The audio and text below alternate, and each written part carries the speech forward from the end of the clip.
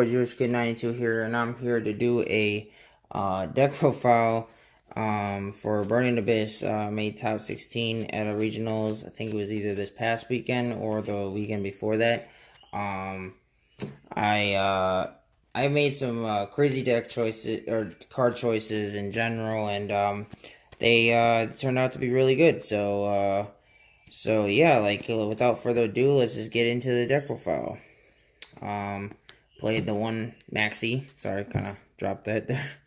And obviously we all know why we play Maxi, because it's Vanny's Emptiness for a turn, and there's no other better card right now on its own than that card. And then I played 2 Ash, the 1 effect failure to make up for the 3rd Ash, because I couldn't find another one.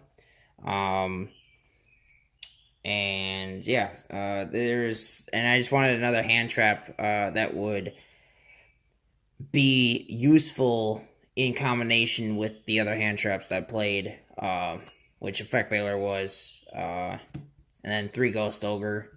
This card was broken too. None of the hand traps except Maxi is like really good on its own. They're good in combination of each other. So usually, like, if you open up 2 copies, like one of each of a hand trap, you usually shut your opponent out for a turn. And then I main decked 3 Gamma Seal. I just wanted my True Draco matchup, game 1, a little easier, and maining the Gamma Seals that made that happen. Rip, the Speed Red Engine. Tour Guide, 3 Rhino, the 1 Graph, the 1 Seer, 1 Kelkev, 1 Barbar. Pretty standard for me. 2 Alec. This card was like insane. There was actually a lot of times where Alec was better than using Far. It was better to use Alec than Farfa a lot of times. Especially when you're running a Zoo, you never want to leave them with the Zoo card on the field, because then you just ensure them to like be able to advance their game state even further. So if you Alec the card like an Exceed or whatever, you could just attack over it, knowing full well like they won't be able to like get Whiptail's effect, because Alec negates their effects for the turn and Whiptail gives the effect to the Exceed. So yeah, it's really good that way. 3 Livic, 3 Farfa, 3 Skarm, and then 1 Fairy Tail. And that's it for the monsters. And then for the spells, the pretty standard 4 that I play, which was 2 Dark Hole, Raigeki, and Foolish.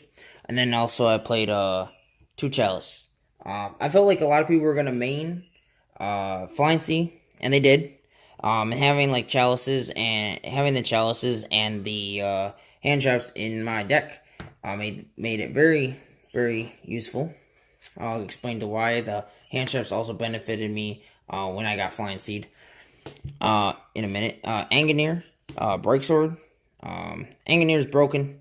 It's literally like another Beatrice, just weaker in attack. Break Sword, I summoned it once at the event, and then like it was only to bait out the masterpiece, so then I can actually make what I really wanted to make, which is Acid Golem. Made Giga. I didn't make that at all at the event. I have in the past at events. Still useful. The Grand Pulse, this card I made like a lot, almost as much as Dante. And then the Acid Golem's broken. Made that a lot. Double or triple Dante. 1 Beatrice. 2 Downard. F-Zero. Pilgrim. And then Bryanak. I played Brio because it's like the best level 6 synchro in my opinion right now. I guess you could arguably say Coral Dragon's also really good too. I might think about playing Coral. I don't know. But I wanted a card, a good synchro, a level 6 synchro, and I don't have Coral Dragon anyway. But like when you get Flying Seed, it just like it slows you down. But like if you're able to like, a lot of times like when I go Terratop, Toxomborg, that's when they Flying Seed me. So like I never committed my normal summon yet. So like I can normal summon in a hand trap, especially like if you open up 2 Ash or you open up 2 Ghost Ogre, you know that you can only use it once a turn anyway. So you can like summon one of them, not feeling like you're gonna lose resources out of it. and then you synchro into the Brio, and then you use the Flying Seed and the Ghost Ogre or Ash, either one.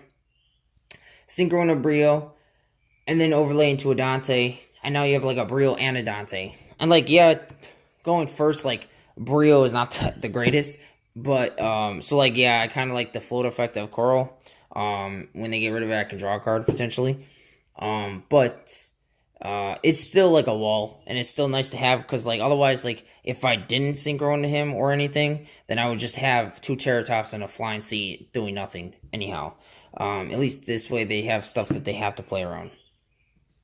So that was really good. I OTK'd a lot of people because of the fact that I didn't play any purple cards in my main deck. For my side, it was pretty spicy in my side deck. I played 3 Vanity's Fiend, 3 Majesty's Fiend. This is to go first. This is to go second. Against Zoo specifically. And if you're going against a lot of monster-oriented decks, like, I sided all 6 of these against, like, dinos. Because the cards, like, either way, like, going first or second against dinos, these cards are just insane. And, like, it was funny because, like, I sided going second, I sided these out against Zoo, and then sided Majesty's Fiends in. And then when I went to special BA, my opponent didn't, like, do anything because he's not going to pop my my BAs. And then, like, and just waste the Dryden effect. He'd rather disrupt me, like, to a more greater extent. So then I distributed right into a Majesty's Fiend. And, I was just able to slowly but surely just run over all of his stuff. And, like, what's cool about this versus this is my BAs blow up from having Vanity's Fiend on field, but my BAs don't blow up from, like, I can, like, keep summoning normal summon BA monsters, because Majesty's Fiend's on field, and, like, they don't blow up because of that. And then, 2-Tune Twister. I didn't want to brick on this card when I sided it in, and I didn't really honestly know how great it was versus Cosmic Cyclone, and I don't own those right now. Actually, this card was insane. I loved it. Like, being able to get rid of multiple copies of their spells and traps was really, really good against the Dracos. And then the 1 skill drain going first. This card was really good. Sorry about the glare, guys. But yeah, this 1 skill drain. 3 crush card. This card was literally a blowout card to True Draco. They couldn't do anything to answer this card. And like, playing this card, like, yes, they can, like, they can basically destroy more monsters from their deck, and I guess you could say, like, it thins their deck out. But honestly, I don't really care about that, because, like, you're thinning your deck out, but, like, then that makes all their searching cards and drawing cards do what for them? Like, what is it going to do now? Like, they don't have anything in their hand to, like, tribute their spell and traps to get the secondary effects of their spell and traps, on top of the fact now, because they have less ways to send the spell and trap, the True Draco cards to graveyard, that spell card that allows them to draw cards doesn't work as much for them, because now they don't have anything, and every time they draw cards, every time they draw into a monster, it gets blown up, goes to graveyard.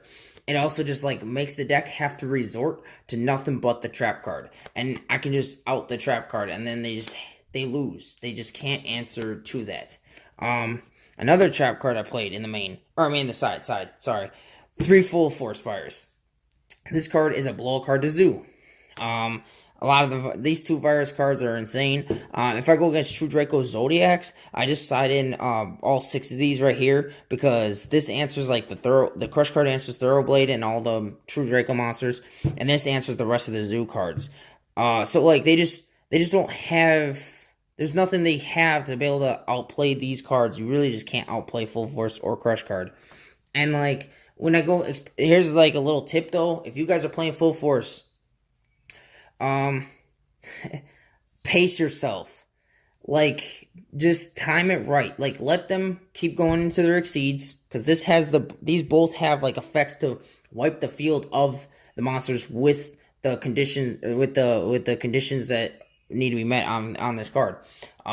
So yeah, like, I always, like, every time I went against Zoo and I had Full Force, I let them go all the way into their Trident, and then I Full Force them, which left them with nothing. And then, like, there was actually a time where I went against True Draco Zoo, and I had I had Crush card and a Full Force in hand, and then I made Dante, And then I was gonna go into a second exceed, and I had a Farfa and a Skarm on field. And instead of making that second exceed, I just set these two traps. Ended my turn because I had the Farfa and the Skarm and the Dante. And then like I let them go into the Dryad, all the way to the Dryad and everything. And and then like that's when I activated both of these, being able to tribute the Farfa and the Skarm, and then being able to get the search at the end of their turn. And then on top of that, being able to banish something on top of the fact of just like clearing their field was just crazy. Because like they had a Ram on field, which was like perfect because the Farfa can get rid of the Ram. And then like these don't outplay that. You can't get rid of Ram with either one of these. So and that's great anyway, because like Ram gets an effect to when he's destroyed anyhow. So you just Farfa, and it literally left him with nothing. And after like I resolved these, I drew for turn, and I was able to OTK him. Like he did, because I didn't have any other traps in my back row. Not to mention, like I already had a Dante on the field, and I got my Skarm search to get that tour guide during their turn. So it was crazy. So yeah, this is the build I took to that regional. I placed 15th. So yeah, it was definitely interesting. But yeah, like I got another regionals I'm gonna go to for the current format. But yeah, I hope you guys like the deck profile. Like, comment, subscribe, and I'll catch you guys later.